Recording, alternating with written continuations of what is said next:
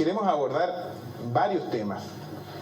Y entre los temas que yo creo que es interesante abordar, me parece que tanto tú, yo, el público presente y nuestros telespectadores, vamos a tener mucho placer de conversar con un hombre joven que ya es muy conocido en nuestro país, que ha tenido a su cargo puestos muy importantes y actividades muy importantes, que es de nuestra casa universitaria y que ha tenido una íntima relación con la nueva Constitución, que yo creo a todos los chilenos les interesa conocer algo más de ella. Quizás lo más importante ahora último. Yo creo que sí, pues la gente quiere saber cómo es el plebiscito, cómo es la Constitución, cuáles son los cambios que hay en la Constitución, en qué se diferencia esta de la anterior, cuántas constituciones hemos tenido. Yo creo que hay tanto de conversar de la Constitución que vamos a recibir con un gran aplauso en nuestra Noche de Gigantes a Jaime Guzmán Errázuriz.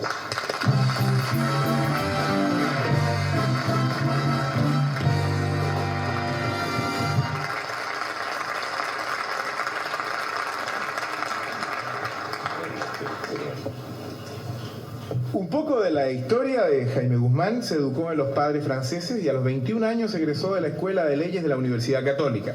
A los pocos años adquirió fama de inteligente polemista a través del programa Esta Hora se improvisa, de lenguaje incisivo, preciso, directo. Actualmente es profesor de Derecho Constitucional de la Universidad Católica y de la Academia Superior de Seguridad Nacional, miembro de la Comisión de Estudios de la Nueva Constitución, columnista de la revista Ercilla, comentarista de Radio Minería y árbitro de fútbol. Ha tenido, como ya lo dijimos al principio, una injerencia muy importante en la nueva Constitución. Yo no dudo, Jaime, que toda la gente quisiera saber algo más de la Constitución. Y quizás esta conversación sea interesante para la mayoría del público, porque yo también sé muy poco de la Constitución, no sé tú. Muy poco. Sí. Pero hay mucha inquietud de eso, sí, ¿eh? Pero yo creo que no deberíamos meternos inmediatamente en la Constitución. Yo creo que aquí se ven cosas tan diferentes como ser profesor de la universidad, estar en la Academia Superior de Seguridad y ser árbitro de fútbol. ¿Cómo se combinan todas estas cosas? ¿Cómo hay tiempo para hacer tanto? No, es que yo la parte de árbitro de fútbol, Mario, la hago como deporte. O sea, creo que es muy necesario practicar algún tipo de ejercicio y hacer algún deporte. ¿Y tú una vez por semana nomás? Una vez por semana, sí. ¿Pero tú te vistes de negro como de los negro, árbitros, ¿no? Como con tu pito claro, y todo eso? con todo. De negro, con el pito, y si hace mucho frío, como jugamos en las mañanas, de repente con buzo, pero después me saco el buzo y quedo de negro, riguroso. ¿Dónde es más difícil ser árbitro? ¿En el fútbol o en la política? En el fútbol, yo creo, porque por lo menos en la política hay tiempo para pensar las cosas. En el fútbol hay que cobrar al tiro. Ya. Y esa es una de las cosas más difíciles que menos comprende la gente, porque muchas veces los árbitros se equivocan y después en la televisión uno dice, ve, pero qué animal, no se dio cuenta de la jugada, pero la verdad que el iba corriendo a veces no tiene buena visibilidad, va encima de la jugada o está tapado por alguien y tiene que cobrar en ese minuto, no puede ver de nuevo la jugada para analizarlo mejor. Es bien difícil, y además que los jugadores son muy apasionados. Es raro que se cobre un penal y que los afectados encuentren que fue justo. ¿Ha estado en algún incidente? Siempre, ¿Ha estado en algún incidente? No, aquí en general jugamos, yo arbitro en partidos que juega gente amiga, que Pero los amigos a veces se enfurecen igual que los desconocidos. gritan. Ahora, yo creo que lo esencial es que el árbitro nunca entre en peleas con los jugadores. Tú además eres profesor. ¿Tienes vocación de profesor? Sí, es la vocación principal que tengo. A mí es lo que más me gusta de todo lo que hago. Ser profesor. Sí, porque yo creo que uno establece un contacto humano, más allá de la materia misma que se está enseñando, uno establece un contacto humano con gente más joven que uno, o a veces con gente mayor, depende, según los casos, en la universidad con gente más joven, y realmente la posibilidad de entregar lo que uno ha podido aprender y de recibir inquietudes que a uno lo van desafiando, lo van haciendo estudiar más, perfeccionarse, analizar problemas que antes no había visto, corregir juicios que tal vez tenía equivocados y que a raíz de las conversaciones en clase van surgiendo como inquietud de los alumnos. O sea, es realmente algo muy bonito y ver que uno puede dejar siquiera una semilla chiquitita y que también a uno le queda mucho, porque Es hay el que pensar concepto moderno, ¿no?, de la educación, que se aprende enseñando. Claro, yo creo que uno aprende mucho siempre conversando y analizando un tema. ¿Hay alumnos que a uno le caen mal? ¿A un profesor? Depende del profesor, ¿eh? A mí no.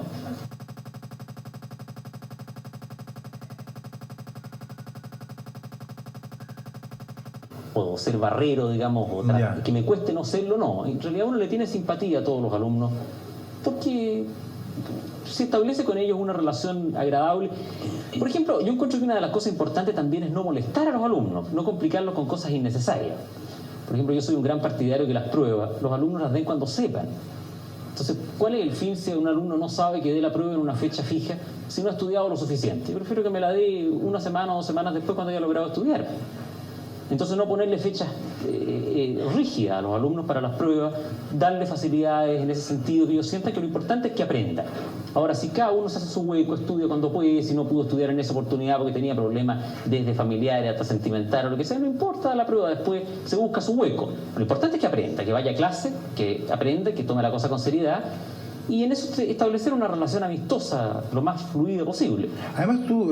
y conocer a los alumnos, Mario, que es otra cosa bien importante. ¿Hay que conocerlos? Claro, yo encuentro que lo que es fundamental para que realmente no sea una conferencia es que uno le conozca los nombres a los alumnos, que establezca con ellos una relación directa, que les pregunte, que reciba sus inquietudes, que no sean números anónimos. Y por eso que creo que también es importante que el curso no sea muy grande, Casado. Y felizmente en Derecho, donde yo enseño, los cursos son relativamente más reducidos que en otras carreras como Ingeniería. Yo creo que hacer un curso a 300 personas es imposible, conocerlos a todos y es imposible realmente... Bueno, tú, lo que conocemos de personal, ti, eres árbitro de fútbol, eres profesor, has estado relacionado con esta nueva constitución, no fumas, no tomas, llevas una vida muy ordenada, aparte de... Tomo un poquito, ¿eh? ¿Ah, sí? Sí, algo, pero poco, muy moderadamente. En cuanto a humor, en su forma de ser, porque yo he sabido algo por ahí. Usted, por ¿Tienes buen ejemplo, humor tú? Es buen imitador, por ejemplo. ¿Ah, sí? Sí. Ah, eso no pero- tenía idea yo. Pero no me hagan imitar aquí. ¿A qué personajes imitas tú? Trato de imitar ¿Sí? a todo el que tiene alguna particularidad que hace más fácil la imitación. Ahora, lo que pasa es que muchas veces me han hecho imitar en presencia de la persona imitada, Ya. que dice, claro, imítame nomás, y no importa nada. Y yo siempre veo que en el fondo le cae mal. Ya. Porque algo se siente como en ridículo la persona cuando está siendo imitada en público. Y como esto es público para todo el mundo, por favor no me pidan. No, yo no tenía idea. Nos vamos a meter entonces en la constitución entonces, directamente. Yo creo que el público mayoritariamente debe saber poco de la constitución. ¿Cuántas constituciones ha tenido Chile desde su independencia? Bueno, en realidad propiamente desde que se consolidó la independencia hemos tenido el 1818, 1822, 23, 1828, 1833. Ahí hubo 5 muy seguidas. Ya. Y esa fue la que duró. La de 1833 duró casi un siglo, duró hasta 1925. ¿Y por qué las otras duraban tan pocos años?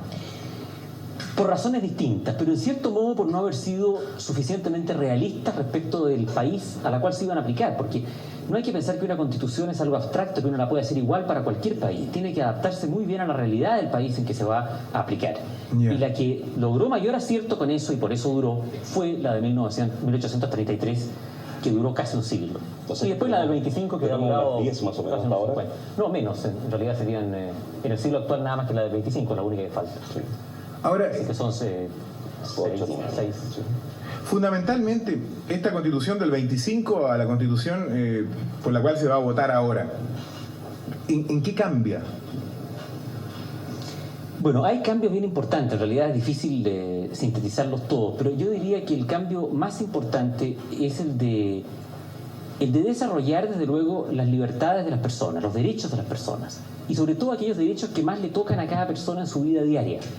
El derecho de los padres a educar a los hijos, la libertad de enseñanza, el derecho de escoger libremente el trabajo, el derecho que lógicamente es mucho más real cuando se supera el problema de la cesantía que todavía vivimos en alguna medida, pero que exista libertad de trabajo, libertad de sindicación, que una persona se afilie o no a un sindicato si quiere, y si no quiere no se afilie, y que no se le puede exigir nunca a una persona para desarrollar un trabajo estar afiliado a un determinado sindicato, gremio o colegio profesional o lo que sea, que haya verdadera libertad de trabajo. Libertad para escoger entre las distintas sistemas de salud o prestaciones de salud que puede haber en el país. Y lo otro que me parece muy importante es garantizar el sistema democrático contra los que lo quieren destruir. Porque en eso la Constitución del 25 fue hecha en una época en que todavía el comunismo no había adquirido la importancia que después tuvo en el mundo. Ya. Hoy día tiene un poder enorme y es una amenaza para todos los países libres. Entonces, las democracias modernas tienen que ponerse frente a esa realidad. Y en el caso chileno tenemos que hacerlo de acuerdo a nuestra experiencia, que fue que por permitir que usaran de la democracia quienes solo querían usarla para destruirla y imponer un régimen totalitario, estuvimos al borde de caer en él y llegamos a una crisis tan profunda como la del año 70-73. La Constitución... ¿Ese es el motivo por el cual ahora un dirigente sindical no debe tener filiación política? No, yo diría que no es exactamente el mismo motivo, porque la distinción entre la vida gremial y la vida política se da más allá de las ideologías. Cualquiera que sea la ideología de un dirigente gremial, él la puede tener como persona, pero no es conveniente que se instrumentalice, que se utilicen los sindicatos, las organizaciones gremiales con fines partidistas o políticos. Por eso es importante distinguir. Las dos funciones son muy nobles y las dos funciones son muy importantes, pero que no se mezclen y que no se utilice una a la otra y que no dependa ninguna de la otra. Ahora, ¿la Constitución se va a poner en práctica inmediatamente después que sea votada favorablemente? Bueno, ojalá sea votada favorablemente en primer lugar, Ya, claro. en mi opinión por lo menos.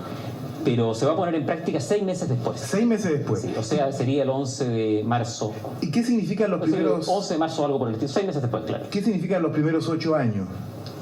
Bueno, es una etapa que se ha llamado de evolución gradual o de transición, Ya. en que se aplican muchas disposiciones de la Constitución, pero no se aplican aquellas que supongan elecciones políticas o vigencia al Congreso. Porque en el fondo se trata de buscar una armonía entre la nueva Constitución que se aprueba y la subsistencia por ese periodo del gobierno militar. Así que se aplican todas las normas de la Constitución que no sean incompatibles con la existencia de un gobierno militar que todavía se prolongaría por ese periodo dentro de lo que se ha llamado la transición. Hay cosas bien importantes, y por ejemplo, la Junta de Gobierno, dentro de ese periodo, sigue con la facultad de hacer las leyes, de promulgar las leyes, pero tiene que subordinarse a la Constitución en la realización y promulgación de las leyes. No podría ir contra la Constitución y ni podría modificar la Constitución como lo puede hacer hoy día, que lo modifica, las normas constitucionales son modificadas por la Junta de Gobierno por su sola voluntad de sus 4 miembros. En el futuro no podría ser así, o sea, desde que se apruebe, desde que entre en vigencia la Constitución 6 meses después de aprobada, cualquier modificación tiene que hacerse con plebiscito. No habría sido conveniente, perdón, no habría sido conveniente haber esperado un tiempo más para llevar a un sí o un no por una Constitución y en ese tiempo haber preparado a la ciudadanía en de qué es lo que se trata, o haberle dado una oportunidad de haber opinado en esto, de haber tenido acceso, ya sea o por temas o por capítulos, en fin. La verdad es que de alguna forma este tema ha estado abierto hace ya casi 2 años, porque nosotros en la Comisión Constitucional despachamos completamente el anteproyecto y se lo entregamos al gobierno en la segunda mitad, a fines del año 78, en agosto, y se completó en octubre, y se hizo público inmediatamente.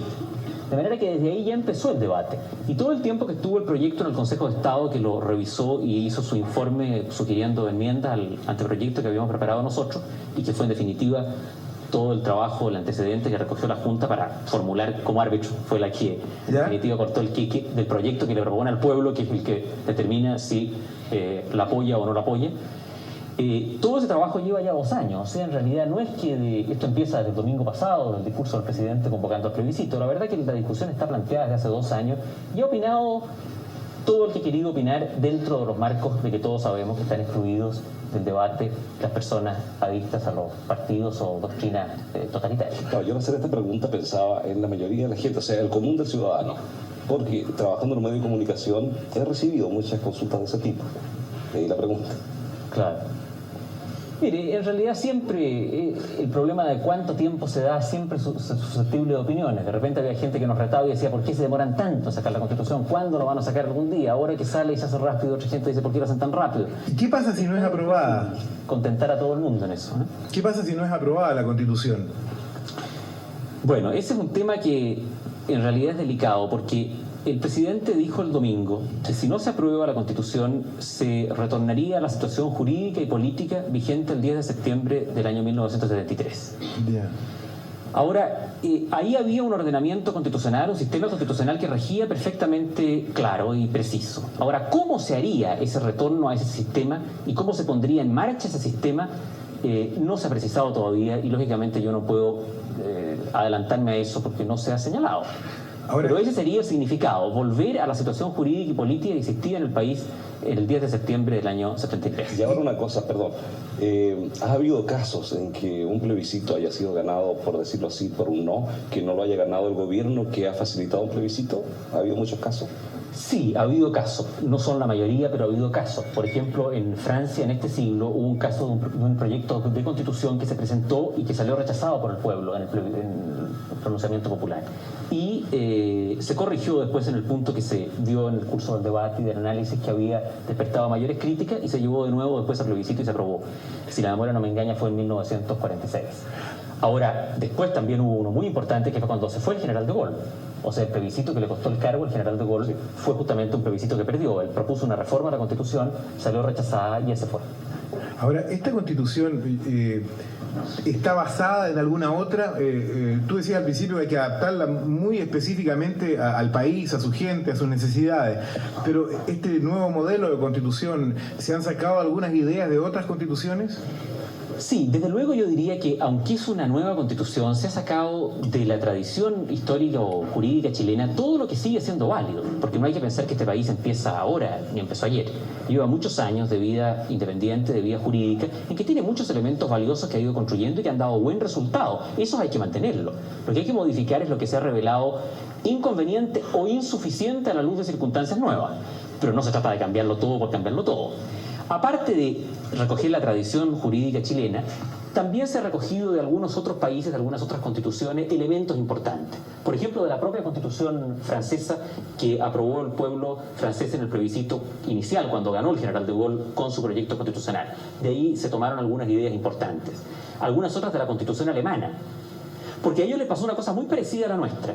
Los alemanes tenían una constitución democrática de comienzos de este siglo, que se le conoce como Constitución de Weimar, y que era ingenua y permitió que el nazismo, doctrina totalitaria, incompatible con la democracia, se apoderara del gobierno conforme a las reglas democráticas de la propia Constitución, con la diferencia que allá logró imponer el poder total, cosa que aquí no alcanzó el marxismo. El nazismo sí impuso su poder total y llevó al país, Alemania, a todo lo que la tragedia que conocemos con el nacionalsocialismo. Entonces, cuando terminó la guerra y Alemania dio paso a una constitución democrática, se puso una disposición, un conjunto de disposiciones muy importantes que impidieran que los derechos políticos se usaran para destruir los mismos derechos políticos, o sea, para imponer un régimen totalitario, que la democracia se usara para destruir la propia democracia. Y en eso nos tuvimos que inspirar porque la experiencia es relativamente parecida. Es un país democrático que permitió que esa democracia la usaran quienes solo querían destruirla. Entonces hay que tratar que eso no vuelva a ocurrir. Vamos a hacer un pequeño intermedio, es característica de nuestro programa, mezclar todo con un poco de música. Y este es un tema difícil, y yo creo que hasta difícil para que muchos lo puedan entender. Mientras usted lo medita y lo discute en su casa, yo quiero presentarles a nuestro próximo invitado, que nació en nuestro programa en el año 1974. Él es nicaragüense, está actualmente radicado en España y viene solo por unos días a recordar viejos tiempos y a saludar a sus amigos. Aquí está Hernaldo en Noche de Gigante.